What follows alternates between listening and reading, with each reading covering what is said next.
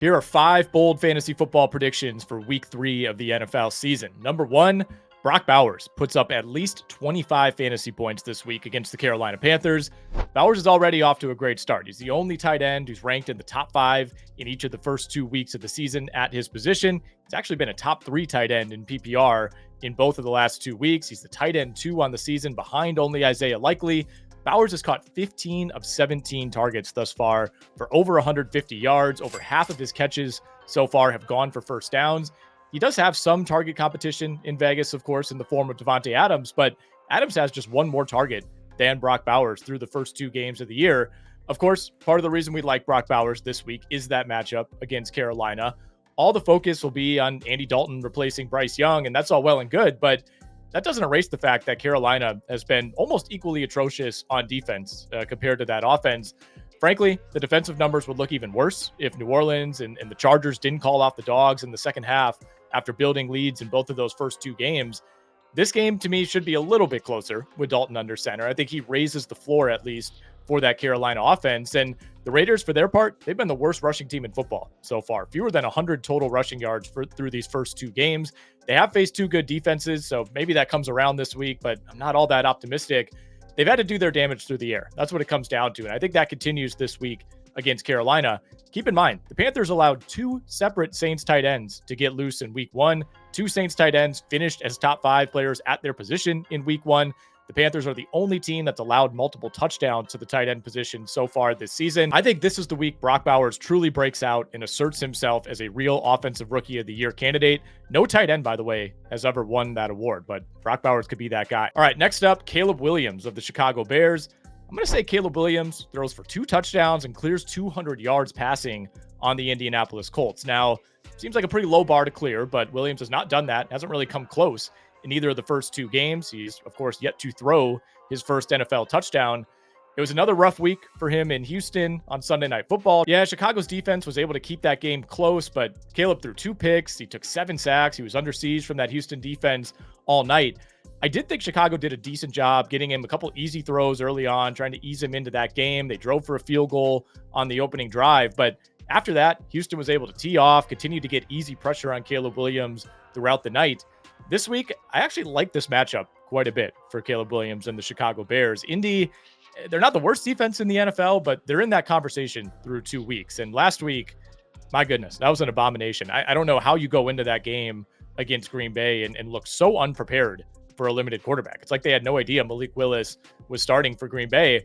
The Colts have a bottom 5 pass rush so far this season, according to PFF. On top of that, you lose to Forrest Buckner. He's going to miss a few games. Obviously, they've been terrible against the run against both Houston and Green Bay. 474 rushing yards allowed between those 2 games, by far the most in the NFL. The Bears, they cannot run the ball, much like the Vegas Raiders, but this could be the spot where they could get DeAndre Swift going. And part of the reason it's been so easy to get after Caleb Williams is teams don't have to respect that Chicago ground game. I don't think that'll be the case this week. I think Chicago can establish a decent running game, open things up for Caleb Williams. I'm going to say he throws 2 touchdowns. He goes over 200 yards for the first time in his career. And hey, while we're at it, DJ Moore, he needs something here too. I think he has a big day as well. Why not? Before we get to our next bold prediction, quick reminder to please give this a like. Please subscribe to the RotoWire YouTube channel. If you're enjoying our videos, make sure you hit that subscribe button so you don't miss any of our content through the rest of the NFL season. All right, number 3, the New Orleans Saints put up 40-plus points for the 3rd straight week. And I know, technically the Saints have already done this. They scored 40-plus in their final game last season, but we're just sticking to the 2024 campaign. Is it likely to happen? No, but hey, these are supposed to be bold predictions after all. For one, I love what I'm seeing from the Saints. I'm all in. How could you not, right? I mean, the Saints are rolling right now. They're playing with confidence. Come out of that game against Carolina thinking, all right, maybe the Panthers are just that bad. But then you put it on the Dallas Cowboys in Dallas in week 2. We're seeing an offense that barely resembles the boring, predictable scheme from last season. The Saints are using a ton of motion, so much more than last season. They're getting everybody involved. They've scored 91 points in 2 weeks, with Chris Olave really not being a major contributor. Obviously, they won't be catching the Eagles off guard this week, but I think this is a tough spot for Philly. Short week, coming off of a devastating loss at home. No A.J. Brown again. Not sure anyone, the Eagles themselves, trust this coaching staff right now. The Eagles are 28th in yards per target allowed to wide receivers. They're dead last in yards per carry allowed to running backs. Now you got to go down in New Orleans, again, on a short week and take on the hottest team in football. I like the Saints to keep this rolling. I like them to win that game. And hey, why not? They put up another 40 spot this week. Up next, Tony Pollard. We're going to say Tony Pollard finishes the week as a top 5 fantasy running back. All the talk in this Tennessee-Green Bay game, it's going to be about Jordan Love and Malik Willis. As of now, we're not sure who's going to be the starter for Green Bay. Jordan Love is back at practice this week. We'll see if they throw him out there on Sunday.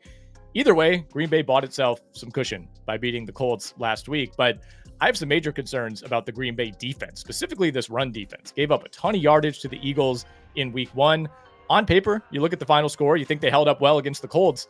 To me, that was more about the Colts just getting away from their identity, getting away from what should have been their game plan, which is run things through Jonathan Taylor. He was getting almost 9 yards per carry on that Packers defense last week, and they went away from him. It really wasn't until the third quarter where they started pounding JT. Tennessee, at this point, they should know the recipe to hang it around in games. They've done it the last 2 weeks. They haven't been able to pull out a win, whether it's Love or whether it's Willis for Green Bay. I think the Tennessee defense shows up here. They can't ask Will Levis to do too much. I think they lean heavily on Tony Pollard in this game.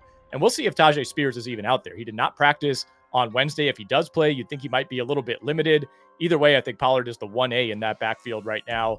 Against a tough Jets defense last week, Tony Pollard went for over 100 yards from scrimmage, caught 5 passes on 6 targets. In PPR leagues, the Packers have allowed almost 50 fantasy points to Saquon Barkley and Jonathan Taylor alone over the last 2 weeks. And again, JT only carried the ball 12 times last week. I expect a heavy dose of Tony Pollard on Sunday.